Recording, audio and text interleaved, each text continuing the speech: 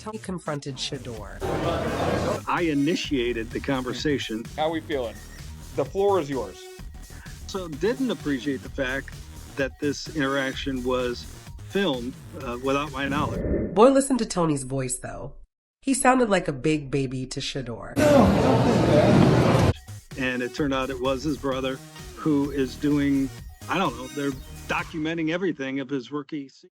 Hey, cousins. As always, we salute the aunties and uncles. We got the receipts. Tony finally got checked. Tony confronted Shador. Here with Tony GROSSI, the most famous person that I know in the world right now. Tony, how we feeling? Well, it's whether it's famous or infamous, it is what it is, right? Because I saw a lot of people call it a confrontation, and it did not seem confrontational. But you and Shador Sanders had a chat after the game on Friday night. One other thing to note is that I initiated the conversation. He left the podium to walk into the locker room, and I called his name to ask him another question.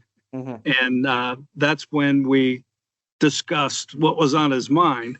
And he was, I was a little surprised that he went into that because, as I said, it was inaudible, but I said, hey, this is your night, man. It's a big night for you.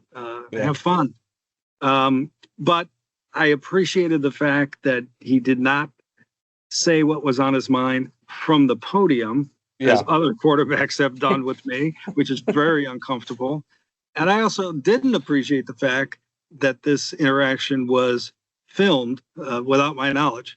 And it turned out it was his brother who is doing, I don't know, they're documenting everything of his rookie season, and that's fine. Now that I'm aware of it, I'll be a little more careful in everything. But everybody saw the video. It was good natured. We at one point, I don't know what caused us to laugh. I really can't recall that conversation precisely, but we went on good terms, and we had a couple other words in the locker room too.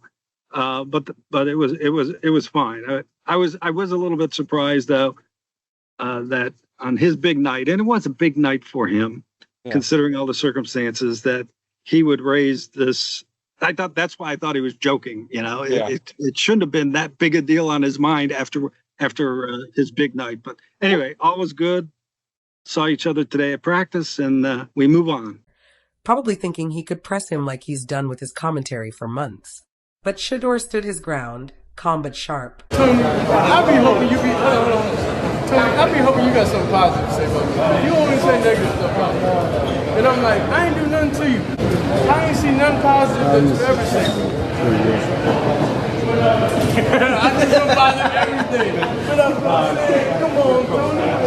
What I do to you, Tony? He looked him dead in the eye and said, Tony, I be hoping you got something positive to say about me. You only say negative stuff about me. And I'm like, I ain't done nothing to you. Shador was man enough to express his view. No yelling, no drama, just straight truth to his face. Tony sounded so pathetic. And after getting called out, Tony's tune changed quick.